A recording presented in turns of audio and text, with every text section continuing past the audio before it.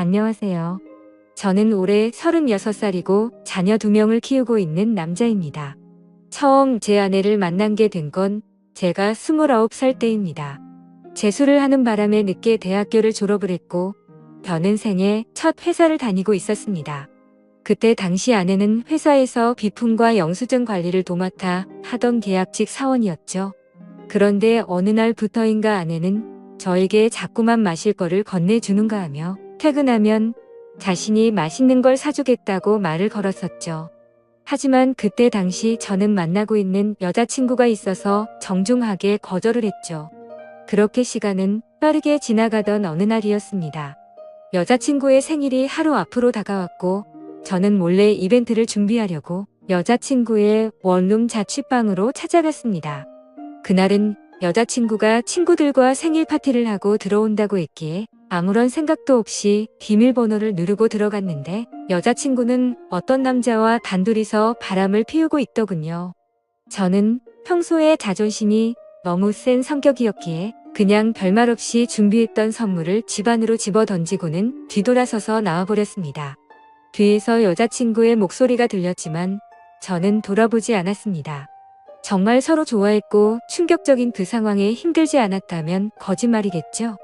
하지만 도저히 용서를 할 수 없었기에 모든 연락을 피하고 저 혼자서 그 상처를 묵묵히 견뎌내고 있었습니다.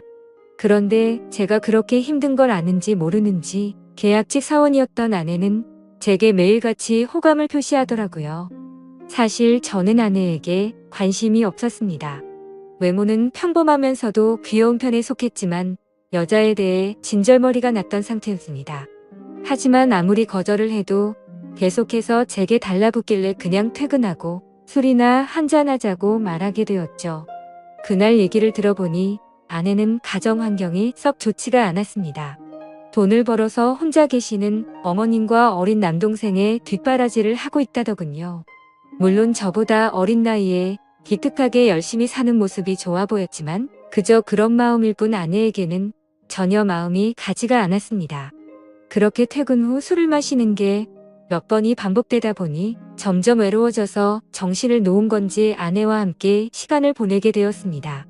사실 그날 이후로 사귄다고 말만 하지 않았을 뿐 다른 연인들처럼 데이트도 하고 사귀는 것과 다름이 없었죠. 그렇게 몇 개월을 지내다 보니 새벽녘에 전 여자친구에게서 연락이 오더군요. 사실 시간도 많이 지나게 되어서인지 별로 대수롭지 않게 생각을 하게 되었고 결국에는 헤어졌던 여자친구와 다시 만남을 가지기로 했었습니다. 그로 인해 퇴근 후 데이트를 하던 아내에게는 이제 서로 신경 쓰지 말고 남남처럼 그냥 지내자라고 말을 해버렸습니다. 하지만 다시 만났던 여자친구와는 며칠도 해가지 못해서 다시 끝이 나고 말았죠. 처음에는 대수롭지 않게 생각했지만 만나면 만날수록 그때 있었던 일이 자꾸만 떠오르더군요. 더 오래 만나다가는 제게 의처증이 생겨나 버릴 것 같고 상상만 해도 견딜 수가 없어서 또다시 헤어짐을 선택하게 됐습니다. 그러던 중 저녁 늦게 지금의 아내에게서 갑자기 연락이 왔습니다. 한참을 아무 말 없이 망설이더니 임신을 했다고 말하더라고요. 사실 그때 그 이야기를 들었을 때는 많은 생각이 들었죠. 정말 임신을 한 게 맞는 건가? 나를 붙잡으려고 지어낸 이야기가 아닐까라고 생각도 했고 별의별 생각이 다 들었습니다. 저는 다시 한번 확실하냐고 물었더니 확실하다고 하더라고요. 솔직히 그때 당시 아내에게는 정말 몹쓸 짓을 많이 했습니다. 물론 어린 나이는 아니었지만 갑작스러운 상황에 어떻게 이걸 해결해야 할지 몰라 저는 무작정 아내를 무시하기 시작했습니다.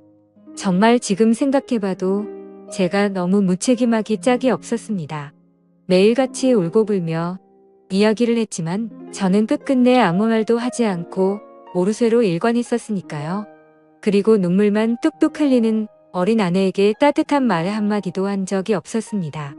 그렇게 시간은 지나갔고 아내는 마침 계약직 날짜가 종료되어서 회사에 더 이상 나오지 않게 되었습니다. 솔직히 그때는 저도 모르게 안도감이 먼저 들더군요. 이제는 다시 방석에 앉아있을 필요도 없겠구나 하면서 말이죠. 정말 지금 생각해도 저는 천하의 나쁜 놈이었습니다. 아무튼 그날이 있고 나서는 멘탈이 제대로 잡혀지지가 않았죠. 그러다 어느 날 친형과 술을 먹게 되었습니다. 이런저런 이야기를 나누다 결국 지금까지 있었던 모든 이야기를 털어놓게 되었습니다. 당연히 친형은 제게 욕부터 하더라고요. 결국에는 부모님 귀에까지 들어가게 되었습니다. 집에서는 난리가 났었죠. 아버지께서는 남의 자식 망쳐놓고 뭐 좋은 일 있다고 매일같이 술이나 마시고 다니냐고 엄청 화가 나셨습니다.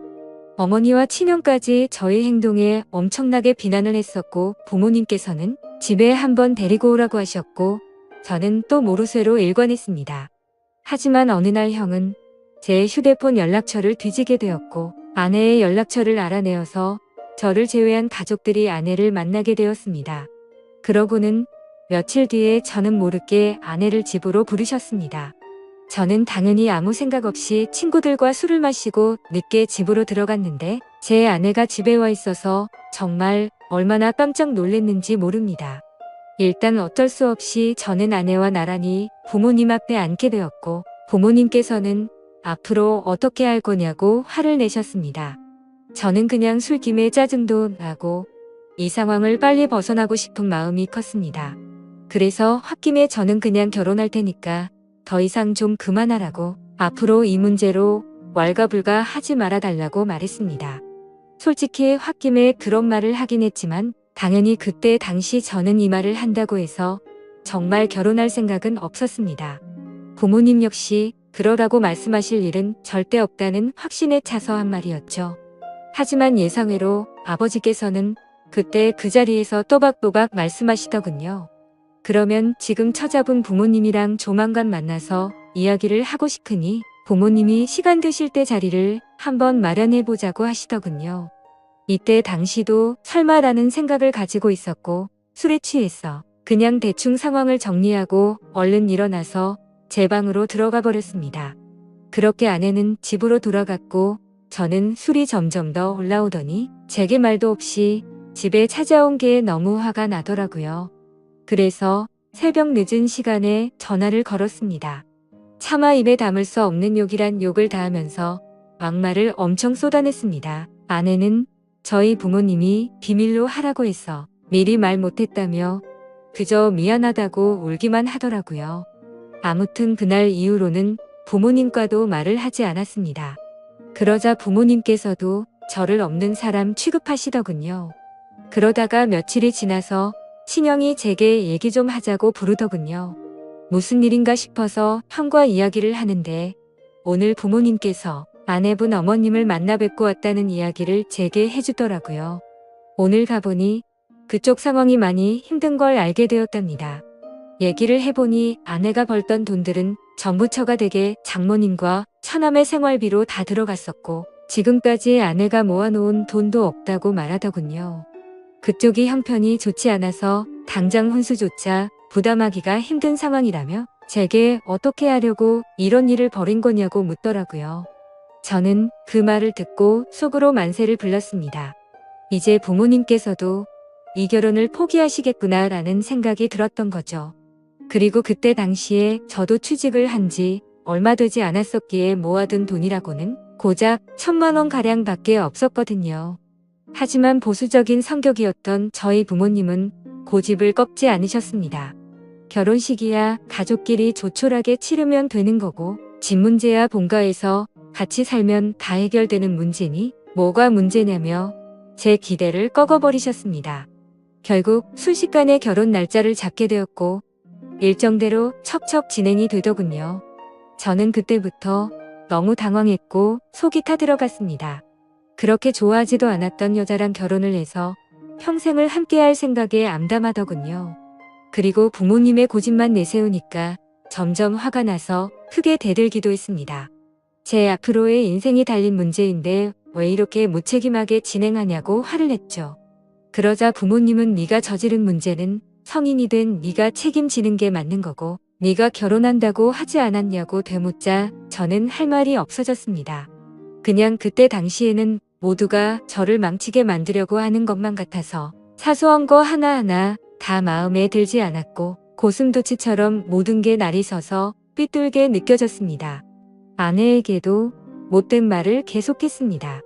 이따위로 억지로 결혼한다고 달라질 것 같냐며 나를 만나봤자 돈도 없어서 아무것도 못해줄 거고 시집살이가 그렇게 호락호락 할 것 같냐고 말했습니다. 그리고는 정말 너한테 잘해줄 자신이 없으니까 고집 피우지 말라고 했죠. 하지만 제가 그런 말을 할 때마다 자신이 더 잘하겠다며 바라는데 너무 답답하고 그 상황이 싫었습니다. 심지어 친한 친구놈들 몇몇과도 술을 먹다가 이 이야기가 나오면 친구들은 온갖 욕을 제게 했죠. 그래서 점점 이 일로부터 자유로워지고 싶다는 생각이 들기 시작했고 결국 제 책임을 통감하고 모든 사람의 뜻대로 그냥 결혼을 하기로 마음을 먹었습니다. 하지만 너무 삐뚤어져 있었던 저는 그렇게 마음을 먹고도 막말을 입에 달고 살았죠.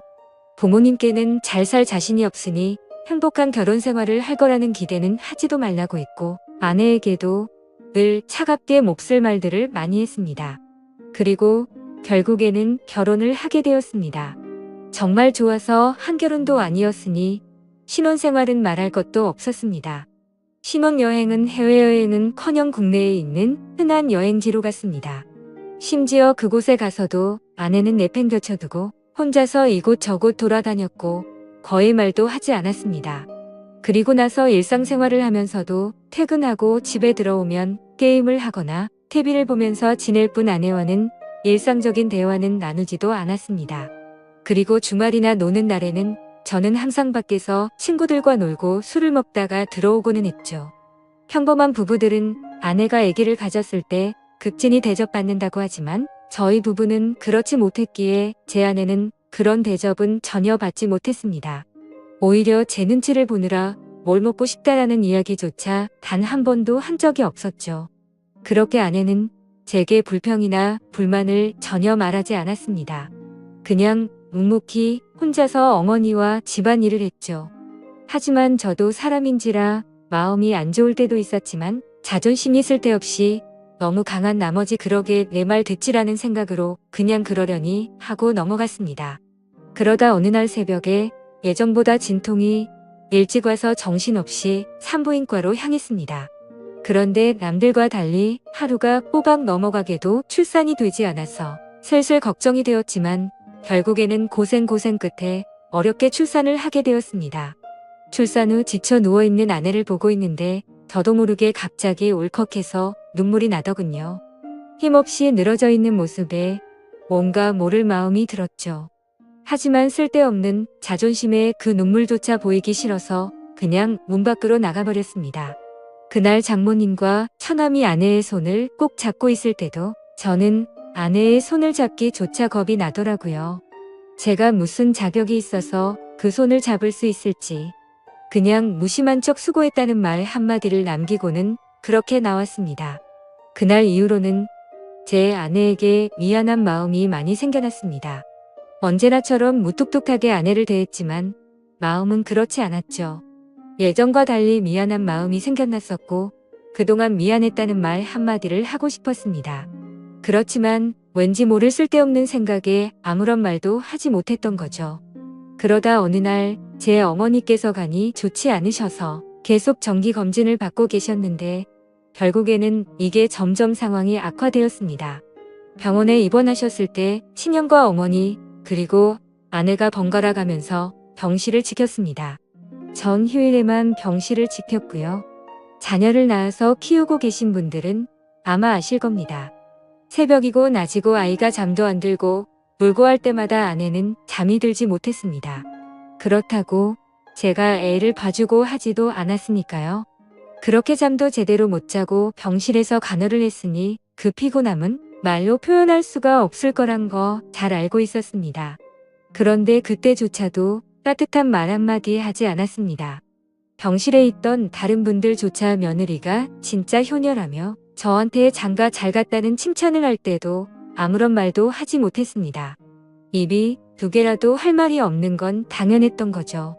다행히 수술은 잘 되었고 어머니께서 퇴원하시기 전까지 아내는 그렇게 육아와 병간호를 했습니다. 어머니가 몸이 괜찮아지시고 집에 오셨을 때 부모님께서 물려받은 땅을 팔았다며 1억 5천만 원을 주셨습니다. 근처 전세라도 얻어서 이제 분가라고 하시더라고요. 아내는 한사코 괜찮다고 말하는데 저는 그러자고 했습니다. 사실 이때 그러자고 말을 한 건 아내에게 미안한 마음이 너무 커서였습니다. 아무래도 시부모님이랑 같이 사는 것보다는 그래도 무뚝뚝한 남편일지라도 아들과 셋이서 사는 게 나을 거라고 생각했죠. 부모님은 당연히 그렇게 하라고 하셨고 아파트로 전세를 하나 구해서 분가를 했습니다.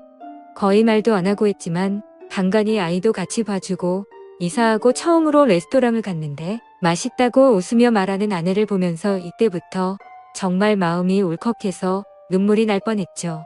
그래서 그날 이후로 저는 변하겠다고 다짐을 했습니다. 연애도 저와 제대로 해보지도 못하고 아이를 가졌을 때도 대접 한번 제대로 해주지 못했던 생각이 났습니다.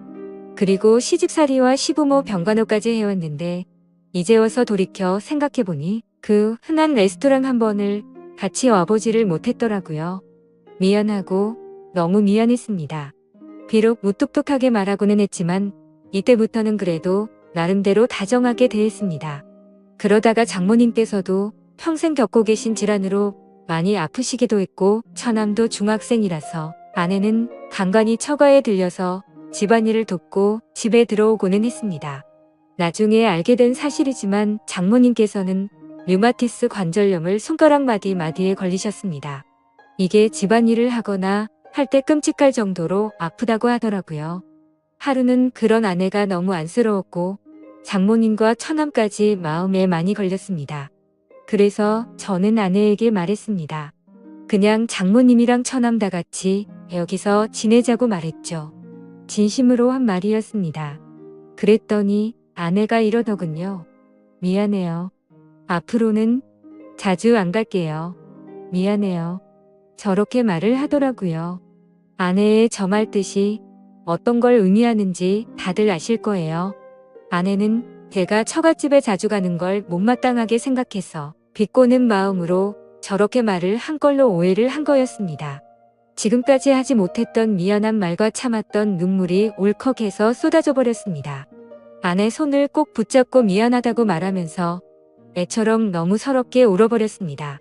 당황해하는 아내에게는 그동안 정말 미안했다면서 앞으로 살면서 그동안 잘못했던 거 천천히 다 갚을 테니 용서해달라고 정말 서럽게 울었습니다. 그리고 처음으로 아내와 오랫동안 마음에 있었던 많은 말들을 이야기했습니다. 그동안 잘해주지 못해서 미안했다는 말과 함께요. 아내 역시 눈물을 흘리며 그렇게 처음으로 서로 꼭 안고 같이 울었네요. 그 일이 있고 나서 아내가 장모님께 같이 살자고 이야기를 했을 때 장모님께서는 완강히 거절하셨습니다. 사실 이건 당연하다고 생각했죠. 사위라고 하나 있는데 자기 딸을 그렇게 서럽게 만들었는데 이 집으로 들어오면 얼마나 눈치를 줄까라고 당연히 생각하셨을 것 같습니다. 본가에 계시는 부모님께서는 흔쾌히 그렇게 하라고 허락을 하셨고 결국에는 제가 처가댁에 가서 장모님께 무릎 꿇고 사죄했습니다. 그동안 죄송했다고 앞으로는 정말 잘하겠다고 했죠. 그렇게 장모님을 겨우 설득해서 같이 살게 되었습니다. 지금은 그 누구보다 아내만 사랑하고 전에는 상상도 못한 애교도 떨면서 그렇게 살고 있습니다. 세상에서 아내가 가장 예뻐 보이고 가장 사랑스럽네요. 집안일도 제 나름 열심히 돕고 있고 육아도 열심히 하고 있습니다. 그리고 아내와 저 사이에는 예쁜 딸아이도 한 명 더 생겨났고 더 예쁜 가정을 이루게 되었죠. 이게 제게 있었던 5년 전 이야기입니다. 지금은 장모님과 처남 그리고 제 아내와 자식들 이렇게 6 식구가 다 같이 행복하게 살고 있습니다. 넉넉지 않은 형편일지 몰라도 휴일이나 주말이 되면 가능하면 가까운 곳으로라도 바람을 쐬러 다니고 있고요. 지금은 아내에게 잔소리도 들어가면서 지내지만 그 누구보다 행복하게 해주려고 아내를 여왕처럼 받들고 지내고 있습니다. 그런 저를 기특하게 보셨는지 장모님도 항상 우리 사위가 최고라며 저를 감싸주시고 온 가족이 서로를 너무 애틋하게 생각하고 행복한 나날을 보내고 있네요. 지금은 정말 그 어느 때보다 행복합니다. 제 착한 아내 덕분에 저의 못난 모습들이 고쳐진 것 같아서 정말 고맙게 생각합니다. 아마 그때 아내가 저를 버리고 떠나버렸다면 저는 그저 그런 인생을 살고 있었을 테고 평생 후회만 하면서 살았을 것 같다고 생각이 드네요. 앞으로도 저는 과거의 아내에게 잘해주지 못했던 걸 평생 갚아 나가려고 합니다. 물론 평생이 걸려서 제가 잘하더라도 그 큰 상처를 준 건 다 갚지 못하겠지만 지금은 제 아내도 행복하다고 말해주니 너무 미안하고 고마운 마음만이 가득하네요. 제 사연을 읽어주셔서 감사드립니다.